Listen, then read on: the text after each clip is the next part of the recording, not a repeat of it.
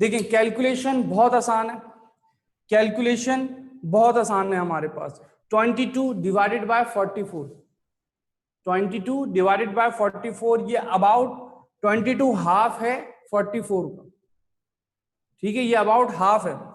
या फिर आप इसको पूरा डिवाइड कर दें तो 22 इंटू 2 इज 44, तो ये हमारे पास बन गया 1/2 इंटू 22.4,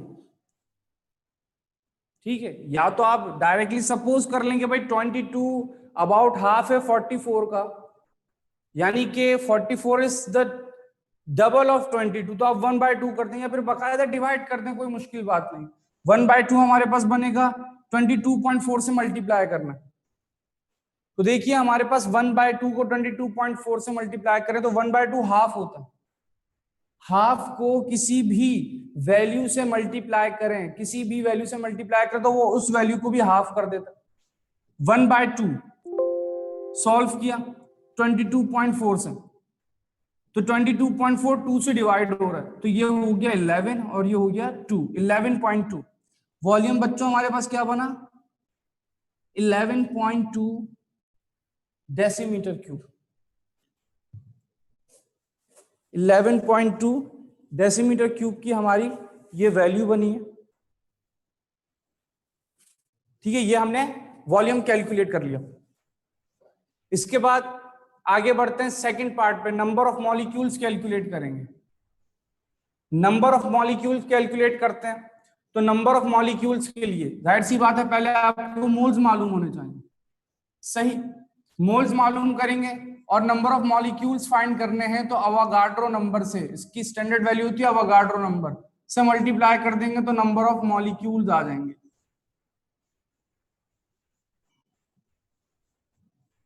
सही। मोल्स हमें पता चल गया कि 1/2 है, यानी कि 0.5। फ्रैक्शंस की वैल्यू फिजिक्स के टीचर्स ने आप लोगों को बताई होंगी कि 1/2 की वैल्यू होती है 0.5 के बराबर, 1/3 की वैल्यू होती है 0.33 के बराबर, 1/4 की वैल्यू होती है 0.25 के बराबर, इसी तरह 1/5 की वैल्यू होती है 1/6, 1/7, 1/10 तक जाता है। तो ये फ्रैक्शंस आपने याद करना, तो ये फ्रैक्शन 1/2 0.5 के बराबर, तो यहाँ पे आपने प्लेस कर दिया 1/2 और अवोगाड्रो नंबर की वैल्यू मेंशन कर दी 6.02 एक्सपोनेंट 23, 6.02 एक्सपोनेंट 23। इसको सॉल्व करने का तरीकेकार क्या है, देखिए जो एक्सपोनेंशियल वैल्यू है इसको एज इट इज रहने देंगे, क्योंकि एल्जेब्रिक एक्सप्रेशंस के मुताबिक बेसिस को सॉल्व किया जाता है और यहाँ पे बेस हो गई 10, तो अब यहाँ पे 10 अगर कोई और बेस होगी तो उसकी पावर्स को सॉल्व कर दिया जाएगा बेस सेम होने की वजह से, या फिर इतनी मुश्किल में भी आप ना जाए, आप सिर्फ ये देखेंगे भैया एक्सपोनेंट की वैल्यू को आपने एज इट इज छोड़ देना है, 6.02 को 2 से डिवाइड कर दें, 6.02 को 2 से डिवाइड करते हैं, क्या बचा आपके पास 3.01 एक्सपोनेंट 23 मॉलिक्यूल्स, ठीक है बच्चों। तो जवाब मेरे पास ऑलरेडी पहले ही आ गए थे, ठीक है। उम्मीद है बात क्लियर भी हो रही होगी, सही। अब आते हैं तीसरे पार्ट पे जो है नंबर ऑफ एटम्स कैलकुलेट करने के लिए। नंबर ऑफ एटम्स कैलकुलेट करेंगे बेटा, जब नंबर ऑफ एटम्स को कैलकुलेट करना होगा तो क्या काम करेंगे आप, कि आपको एक मॉलिक्यूल दिया हुआ है और नंबर ऑफ एटम्स फाइंड करने, तो इसका फॉर्मूला मैंने बताया था कि आपने moles multiply by Avogadro number और फिर टोटल एटम से मल्टीप्लाई कर देंगे, टोटल एटम से मल्टीप्लाई कर देंगे। अब देखें कार्बन डाइऑक्साइड में कितने एटम्स हैं, एक कार्बन है और 2 ऑक्सीजन है, एक कार्बन और 2 ऑक्सीजन, टोटल कितने एटम्स हुए बेटा, 3 एटम्स हो गए। अब क्या करेंगे, ये इतना हिस्सा n इंटू NA ये ऊपर कैलकुलेट हो चुका है, तो ये मैं डायरेक्ट इसकी प्रोडक्ट वैल्यू लिख देता हूं कि 3.01 एक्सपोनेंट 23। बेटा ये 3.01 एक्सपोनेंट 23 मैंने डायरेक्टली लिख दी, क्योंकि मुझे पता है कि मोल्स इनटू अवोगाड्रो नंबर ऊपर ही मैंने सॉल्व किया, तो मुझे पता है 3.01 एक्सपोनेंट 23 आएगा, तो मैंने एज इट इज इसको मेंशन कर दी। ठीक है, टोटल एटम्स है मेरे पास 3, तो 3 को इससे मल्टीप्लाई किया, क्या वैल्यू बनी बच्चों? 9.03 एक्सपोनेंट 23 एटम्स। 9.03 exponent 23 atoms. ठीक है बच्चों, तो जवाब आप लोगों ने देखे ऑलरेडी सेंड किए हुए हैं, यानी कि आप लोगों को बात क्लियर है, आप लोगों को बातें समझ में आ रही हैं। इतना कोई मुश्किल टॉपिक नहीं है, बहुत आसान टॉपिक है।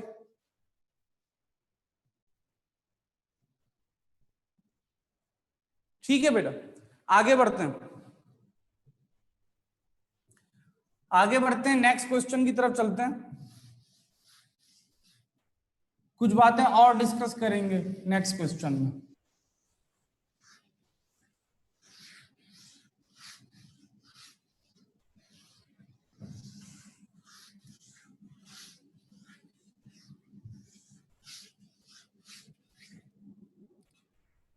ठीक है बेटा,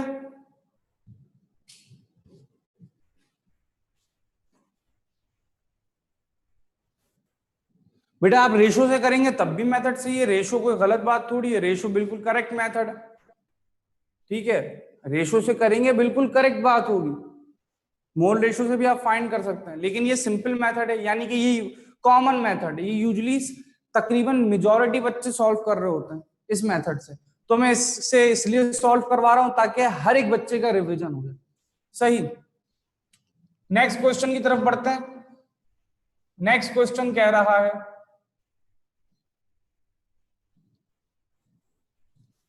if 49 grams of H2SO4 is present,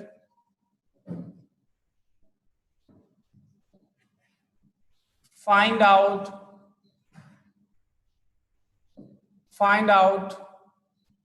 ठीक है, पहला है नंबर ऑफ ऑक्सीजन एटम्स,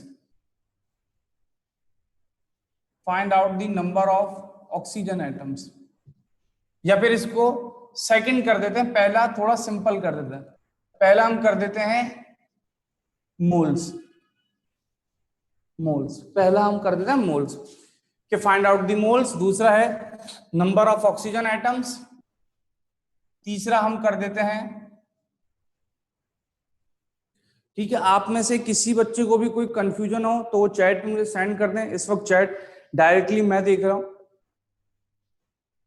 और क्लास के एंड में हैंड रेस करवा के हम अनम्यूट भी कर देंगे। सही बेटा, जल्दी जल्दी कॉपी करना था ना, जल्दी जल्दी कॉपी करें, हैंड आप बोल रहे हैं रेस कर दिया, मैंने तो इतना टाइम लिया, एक एक पार्ट सॉल्व किया। ठीक है, तीसरा हम क्या देखते हैं कि भाई number of positive ions, positive ions की बात हो रही है बच्चों, आयंस की बात हो रही है। ठीक है, ये 3 पार्ट सॉल्व करने को कह रहा है। ठीक है,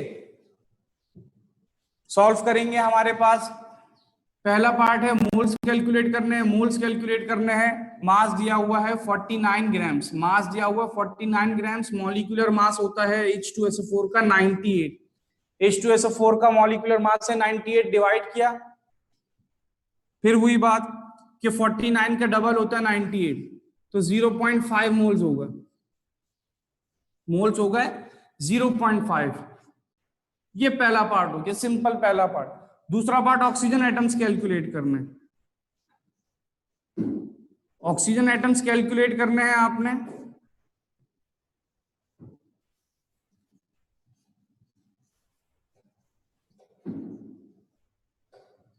तो क्या करेंगे, moles into Avogadro number into total oxygen atoms. ये बात है मैं तमाम मेंशन इसलिए कर रहा हूं कि टोटल ऑक्सीजन एटम्स, ताकि जिन बच्चों को समझ में नहीं आ रही उनके भी क्लियर होती जाए, वरना ये तमाम बातें ऑब्वियस हैं कि भाई अब यहाँ पे ऑक्सीजन एटम को मेंशन करना हो।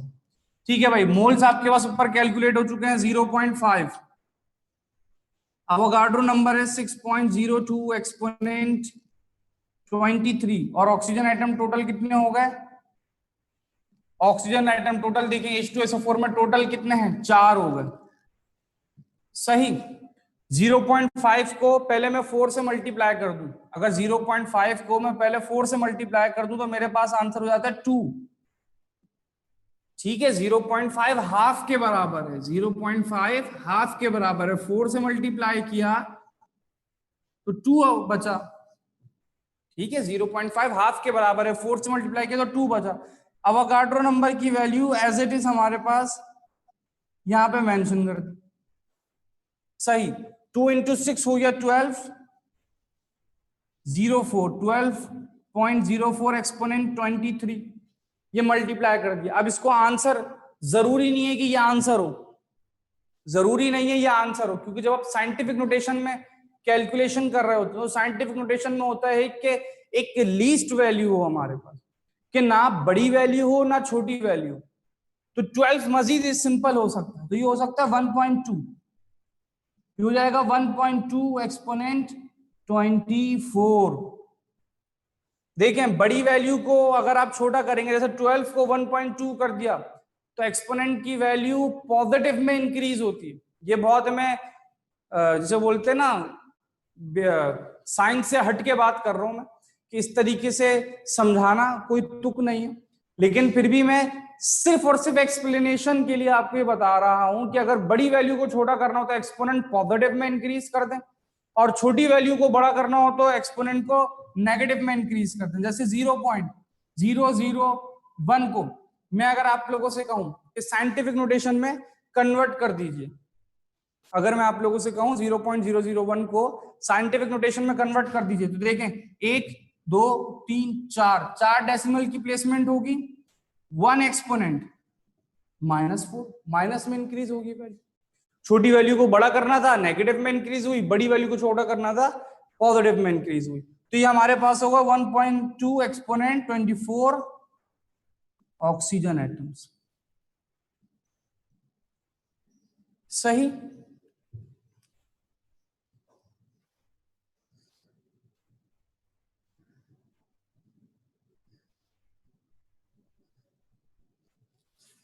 जी बेटा लाइबा, क्या पूछना है आपने?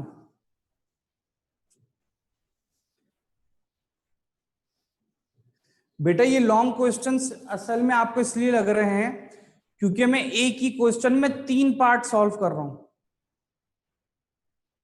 ठीक है बेटा लाइबा, आपको इसलिए लग रहे हैं क्योंकि मैं एक ही क्वेश्चन में 3 पार्ट सॉल्व कर रहा हूं। पेपर में कोई एक पार्ट आएगा, या तो सिर्फ मोल्स कैलकुलेट करने को आएगा, या फिर सिर्फ नंबर ऑफ ऑक्सीजन एटम्स, या फिर सिर्फ नंबर ऑफ पॉजिटिव आयंस आएगा। बेटा नूरुस्सबा आप क्या कह रही हैं?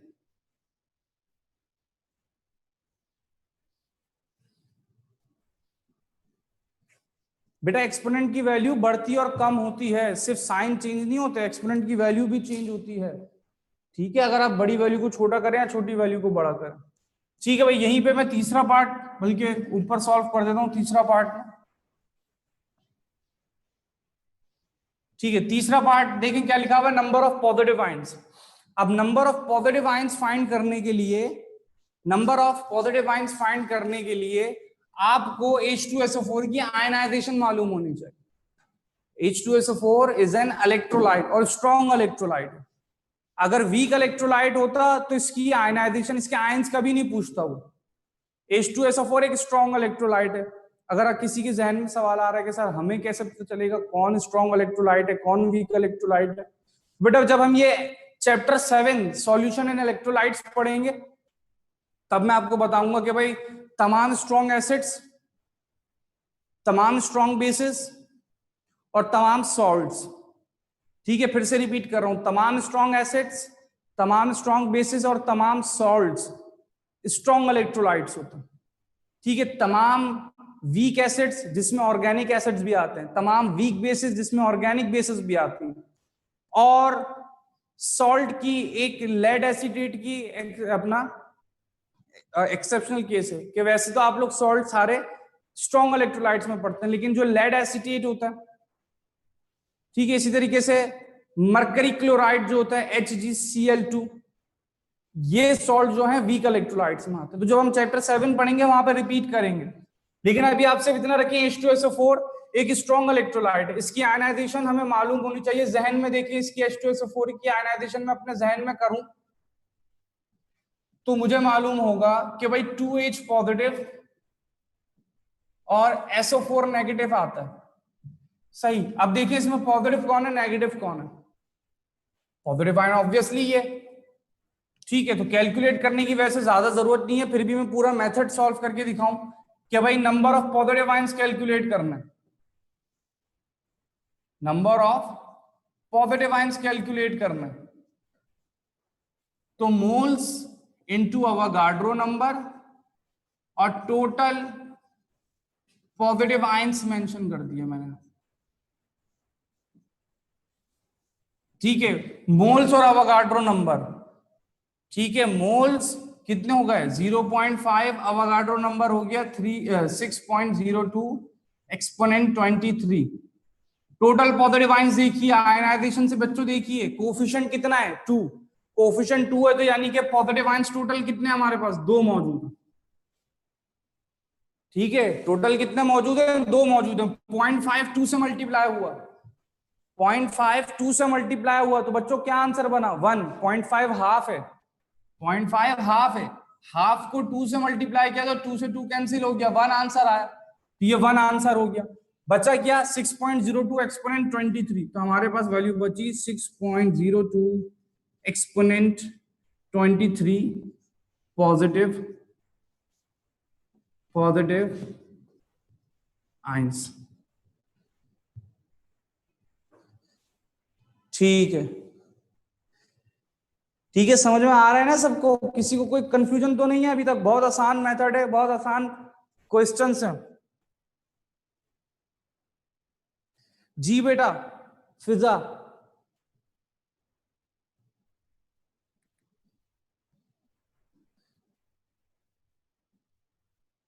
बेटा ये एक बच्चे ने सवाल बोला है कि सर, एक बच्चे ने सवाल बोला है कि 1.6 एक्सपोनेंट -19 भी तो इस फॉर्मूले में था। तो बेटा वो उस वक्त था जब देखें वो फॉर्मूला था नंबर ऑफ चार्जेस का। इस वक्त नंबर ऑफ चार्जेस नहीं निकालने, अगर इस यहाँ पे लिखा होता है नंबर ऑफ चार्जेस निकालिए, नंबर ऑफ पॉजिटिव चार्जेस निकालें, तो फिर आप 1.6 एक्सपोनेंट -19 भी मेंशन करते हो और ऊपर जो चार्ज होता है वो +1 भी मेंशन करते। ठीक है, लेकिन यहाँ पे आयंस निकालने हैं, चार्जेस नहीं निकालने।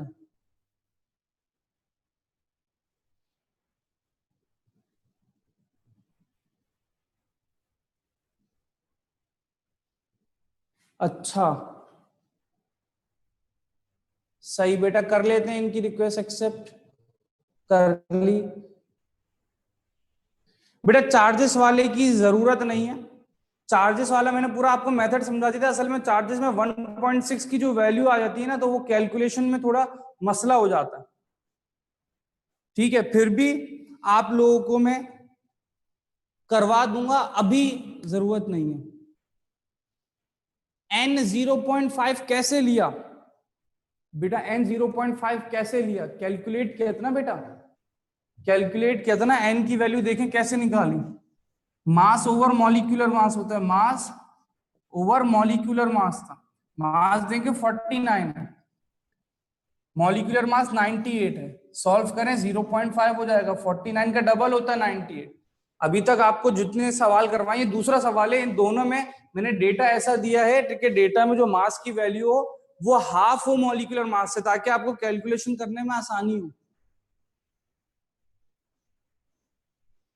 बेटा आयंस फाइंड करने के लिए जरूरी है कि आयनाइजेशन आपको मालूम होनी चाहिए। आप रफ वर्क में ऐसी आयनाइजेशन की इक्वेशन बनाएं या ना बनाएं, एटलीस्ट आपके जहन में आयनाइजेशन मालूम होनी चाहिए कि आपने आयनाइज कैसे करना है। ठीक है, यहां तक बात हुई। एक पास्ट एनटीएस का सवाल करवा देता हूं। ठीक है, वैसे तो पास्ट एनटीएस की बेशुमार सवाल आते हैं, लेकिन एक सवाल थोड़ा सा डिफरेंट है। 2016 2016 NTS, ठीक है, DUHS, ठीक है, 2016 NTS का सवाल मेंशन कर रहा हूं कि atomic number of carbon is 6 end of hydrogen is 1. Calculate the number of electrons. Calculate the number of electrons in 1.6 grams of methane. 2016 में ये सवाल आया था, ठीक है, 2016 में ये सवाल आया था. 2016 में ये सवाल आया था और मेजॉरिटी ऑफ स्टूडेंट ने ये सवाल गलत किया था, क्योंकि उस वक्त तक अच्छी खासी तादाद को, स्पेशली सिंध बोर्ड के बच्चों की बात कर रहा हूं, उनको ये आइडिया नहीं था नंबर ऑफ इलेक्ट्रॉन्स का और किसी मॉलिक्यूल में मौजूद एटम्स का. तो अक्सर बच्चे ये बात गलत कर जाते थे, स्पेशली इलेक्ट्रॉन्स वाली बात तो बच्चों की बिल्कुल ही नहीं थी 2016 में. तो देखें सवाल के अंदर एक एक डेटा आपको दे दिया है, बोल रहे हैं नंबर ऑफ इलेक्ट्रॉन्स निकालो. नंबर ऑफ इलेक्ट्रॉन्स का मैंने आप लोगों को फॉर्मूला लिखवाया था कि नंबर ऑफ इलेक्ट्रॉन्स अगर निकलवाने हैं, नंबर ऑफ इलेक्ट्रॉन्स अगर आपको निकालने हैं तो moles into Avogadro number into total electrons, moles into Avogadro number into total electrons. ठीक है, अब मोल्स कैसे फाइंड करेंगे? मोल्स के लिए देखिए मास दिया हुआ 1.6. मास कितना दिया हुआ है बेटा? 1.6. मॉलिक्यूलर मास मीथेन का कितना होता है? मीथेन का मॉलिक्यूलर मास कितना होता है? 16 होता है. ठीक है, डेसिमल प्लेस किया. डेसिमल को अगर देखें यहां से हटाएं, अगर डेसिमल को इधर लेकर आए 1.6, अगर इसको 16 बनाते हैं तो इधर एक डेसिमल प्लेस करेंगे तो इधर एक जीरो लग जाएगा. ठीक है, अगर इसको डेसिमल प्लेस करेंगे तो यहाँ पे जीरो लग जाएगा. तो ये क्या हो जाएगा? 16 ओवर 160. 16 ओवर 160 क्या बनेगा आंसर? 1 ओवर 10 बन जाएगा. क्या बन जाएगा? 1 ओवर 10, जिसकी वैल्यू क्या होती है? 0.1. 1 ओवर 10 बन जाएगा, वैल्यू क्या बनेगी? 0.1. ऐसा ही है ना, मुश्किल तो नहीं है. तो यहां पे मैंने लिखा भाई 0.1, अवोगाड्रो नंबर अपनी जगह पे मेंशन कर दिया. और टोटल इलेक्ट्रॉन CH4 में देखें कितना इलेक्ट्रॉन है? एक कार्बन में 6 इलेक्ट्रॉन्स होते हैं, क्योंकि एटॉमिक नंबर 6 है. बिल्कुल पहली क्लास में बताया था atomic number is the number of electrons और द नंबर ऑफ प्रोटॉन्स. इस वक्त कार्बन की बात है, कोई कार्बन आयन नहीं है तो एटम है. न्यूट्रल स्टेट में प्रोटॉन और इलेक्ट्रॉन एटॉमिक नंबर के बराबर होते हैं, यानी कि प्रोटॉन जितने होंगे उतने ही इलेक्ट्रॉन होंगे. 6 इलेक्ट्रॉन्स हैं कार्बन में. एक हाइड्रोजन में एक इलेक्ट्रॉन होता है. एक हाइड्रोजन में एक इलेक्ट्रॉन होता है. तो CH4 में 4 हाइड्रोजन है. कितना इलेक्ट्रॉन हुए? 4 हाइड्रोजन के 4 इलेक्ट्रॉन हो गए. और 6 + 4 कितना हो गया? 10. यहां पे हमने 10 मेंशन कर दिया. 0.1 को मैं पहले ही 10 से मल्टीप्लाई कर देता हूं. 0.1 को मैंने 10 से मल्टीप्लाई किया तो 0.1 इंटू 10 होता है 1. 0.1 इंटू 10 होता है 1. कैसे होता है बच्चों? 0.1 और 10. देखिए जैसे मैंने यहां पे बताया कि इस डेसिमल को वहां प्लेस करेंगे तो यहां पे जीरो लग जाएगा. इसी तरीके से यहाँ पे ये जो डेसिमल मौजूद है ये एक जीरो के फौरन बाद है और फिर डिजिट है. इसी तरीके से यहाँ पे एक जीरो मौजूद है, ये जीरो से जीरो कैंसिल हो जाएगा. या फिर आप इसको थोड़ा सा लेंदी मेथड में कन्वर्ट कर दें. लेंदी मेथड है साइंटिफिक नोटेशन, जो इसकी एक्चुअल बेस है. तो 0.1 को साइंटिफिक नोटेशन में कन्वर्ट करें, ये हो गया 1 एक्सपोनेंट -1. और 10 को साइंटिफिक नोटेशन में कन्वर्ट करें, ये हो गया 1 एक्सपोनेंट +1.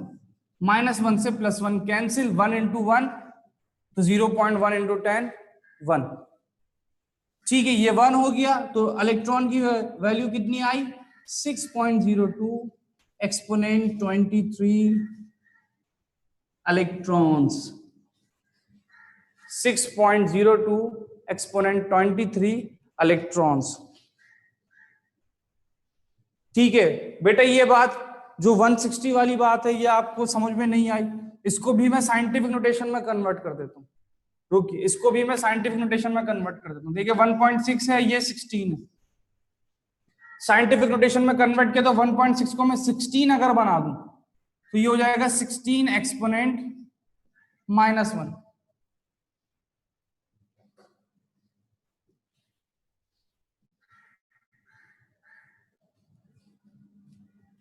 ठीक है, 16 एक्सपोनेंट -1 और ये 16 अपनी जगह बरकरार रहा। सही है बेटा, 16 इंटू 16, ठीक है, 16 इंटू 16 बोल रहा हूं मैं, 16/16, तो 16 इंटू 1 16 के बराबर होता है, ये 1 हो गया, ये एक्सपोनेंट -1 हो गया। 1 एक्सपोनेंट -1 को ऑर्डिनरी नोटेशन में कन्वर्ट किया 0.1 हो। जहां तक बात रही कि सर 10 इलेक्ट्रॉन कैसे आए, तो देखें एटॉमिक नंबर कार्बन का दिया हुआ है 6, एटॉमिक नंबर कार्बन का दिया हुआ है 6 और हाइड्रोजन का दिया हुआ है 1। तो atomic number in the neutral state is the number of electrons. तो कार्बन के पास कितने इलेक्ट्रॉन्स है बेटा? 6 इलेक्ट्रॉन्स हैं। हाइड्रोजन के पास कितने इलेक्ट्रॉन है? 1 इलेक्ट्रॉन है। कार्बन के पास कितने इलेक्ट्रॉन है? 6। हाइड्रोजन के पास कितने इलेक्ट्रॉन है? 1। CH4 में बताइए कितना हाइड्रोजन मौजूद है? 4। तो 4 हाइड्रोजन के 4 इलेक्ट्रॉन्स हो जाएंगे। तो ये टोटल इलेक्ट्रॉन्स हाइड्रोजन की जानिब से आए 4 और कार्बन की जानिब से आए 6। टोटल इलेक्ट्रॉन्स बेटा कितने हो गए? 10 हो गए। टोटल इलेक्ट्रॉन्स कितने हो गए? 10 हो गए।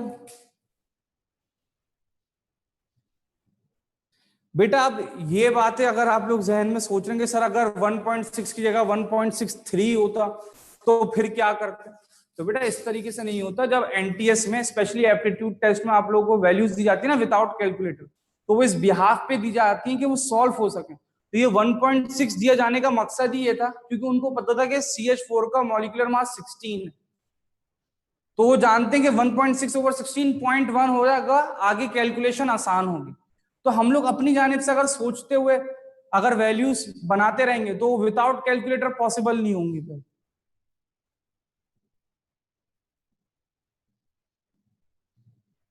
ठीक है बेटा, यहां तक बात क्लियर हुई आप लोगों को?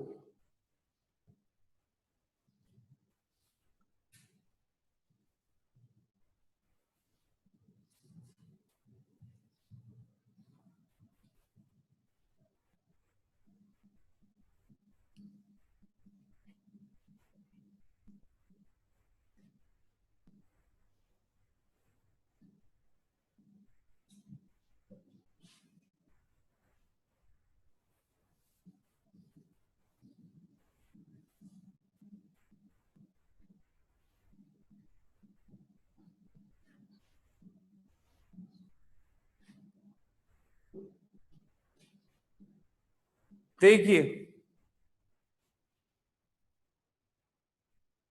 बेटा करवा दूंगा, सबर तो कर लें आप लोग। आप लोगों को नंबर ऑफ चार्जेस वाले सवाल की फिगर है, जो सवाल करवा रहा हूं उस पर आप लोगों का ध्यान नहीं।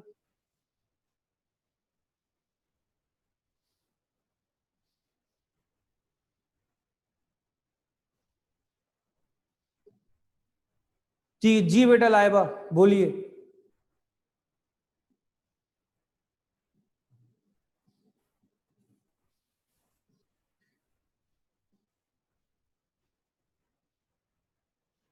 बेटा कितने चैप्टर कवर हो गए हैं ये बेटा, ये तो आपको मालूम होना चाहिए।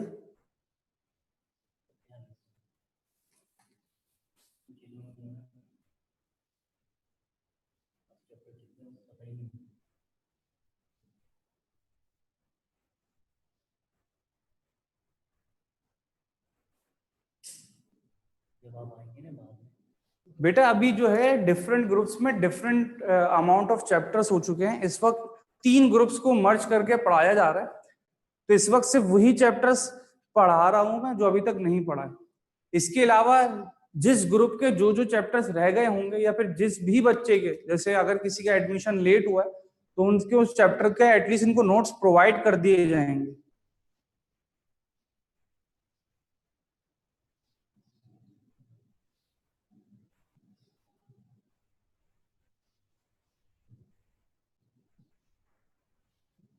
ठीक है बेटा, अगले सवाल की जानिब चलते हैं। ठीक है, अब देखें, एक बात ही मैं बता दूं कि एटॉमिक नंबर जो होता है, मैंने पहली क्लास में बताया था, और उस वक्त आप लोगों को ये बातें मजाक लग रही थी, आप लोग बोल रहे थे सर ये एटॉमिक नंबर वगैरह की डेफिनेशन आप पढ़ा रहे हैं। आज आप लोगों को इसी डेफिनेशन की बिहाफ पे न्यूमेरिकल मिल रहे, तो आप परेशान हो रहे हैं। तो एटॉमिक नंबर बेटा, नंबर ऑफ प्रोटॉन्स या फिर नंबर ऑफ इलेक्ट्रॉन्स का नाम है एक न्यूट्रल एटम में।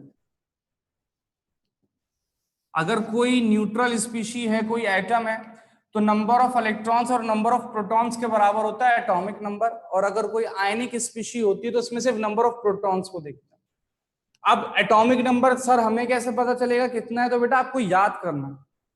मैंने बताया था स्टार्टिंग क्लास में कि atomic number 1 to 40, atomic number 1 to 40 तक तमाम एलिमेंट्स के नाम, symbols, atomic number, atomic masses आपको याद करने। और मैंने सेफ साइड पे ये भी बोला था कि अगर आप लोगों से ये 1 to 40 हो जाते हैं तमाम, तो बेहतर है कि आप ये कर लें कि एस ब्लॉक के तमाम एलिमेंट्स, पी ब्लॉक के तमाम एलिमेंट्स और डी ब्लॉक के फर्स्ट 10 एलिमेंट्स, यानी स्कैंडियम से लेके जिंक तक जो 10 एलिमेंट बनते हैं, ये तमाम एलिमेंट्स के एटॉमिक नंबर, एटॉमिक मासेस और सिंबल्स और नाम आप लोगों को जबानी याद होने चाहिए।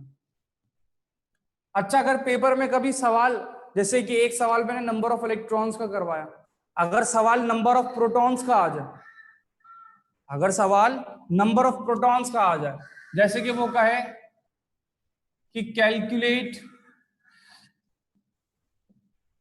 The number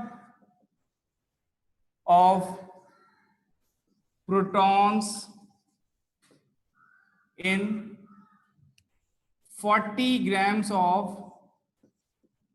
calcium, in 40 grams of calcium की अगर वो बात करें, सही। अब देखें, 40 grams of कैल्शियम है, कैल्शियम एक एटम है, तो पहले इसके मोल्स कैलकुलेट करें। तो इसके मास को एटॉमिक मास से, इसके मास को एटॉमिक मास से डिवाइड किया जाएगा। तो मास इसका दिया हुआ है 40, एटॉमिक मास भी होता है 40, मोल्स कितने बने बच्चों? 1 बन गए। ठीक है, नंबर ऑफ प्रोटॉन्स कैलकुलेट करने, नंबर ऑफ प्रोटॉन्स कैलकुलेट करने हैं, तो तरीकेकार क्या होगा कि moles into Avogadro number into total protons, moles into Avogadro number into total protons.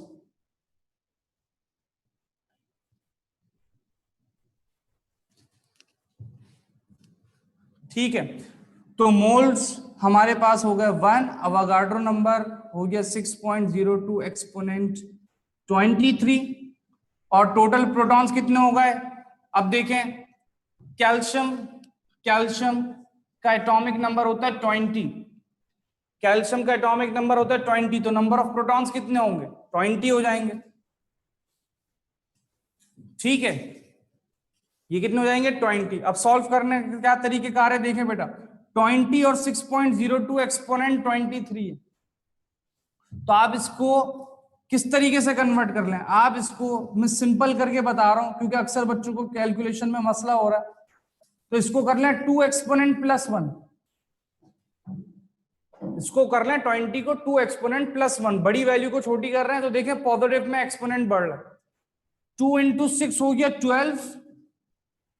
12.04, और एक्सपोनेंट 23 में प्लस 1 हो गया तो ये हो गया 24, कितना हो गया? 24, और साइंटिफिक में लीस्ट तक लेके जाएंगे तो ये हो जाएगा 1.2 एक्सपोनेंट 25 प्रोटॉन्स, 1.2 एक्सपोनेंट 25 प्रोटॉन्स। ठीक है बेटा, उम्मीद है आप लोगों को एक बात क्लियर हुई होगी। आप लोगों को कुछ 10-11 सवालात होमवर्क के तौर पे मैं दे रहा हूं। ठीक है, इस वक्त अभी आप लोगों से स्क्रीन शेयर में करवाऊंगा, वो 10 से 11 सवालात हैं। उसमें तमाम मोल्स का डिस्कशन है, मोल्स का, वॉल्यूम का, नंबर ऑफ एटम्स का, नंबर ऑफ मॉलिक्यूल्स का, number of protons, number of electrons, number of neutrons के सवालात हैं। अबाउट 10 to 11 क्वेश्चन है।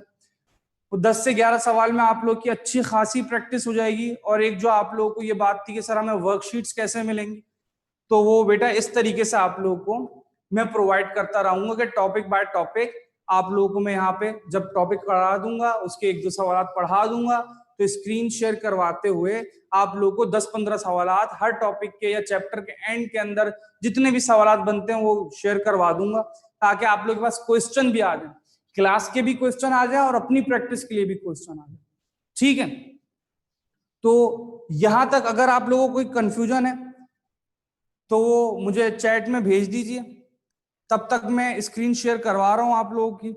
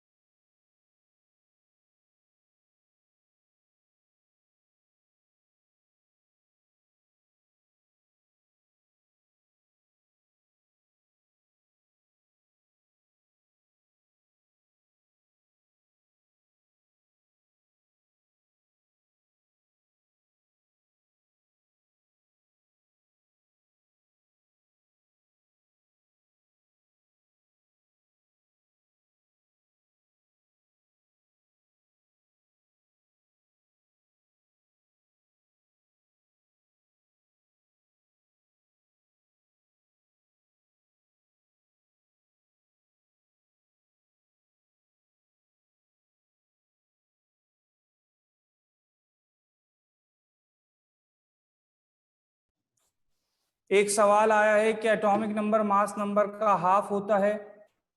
बेटा हमेशा हाफ नहीं होता, majority of the time half होगा, लेकिन हमेशा हाफ नहीं होगा। आपको बकायदा याद करना पड़ेगा मास नंबर यानी एटॉमिक मास और एटॉमिक नंबर आपको याद करने पड़ेंगे, क्योंकि हमेशा हाफ नहीं होता। ठीक है, इसी तरीके से और जो सवालात मेरे पास हैं उनको मैं देख लेता हूं।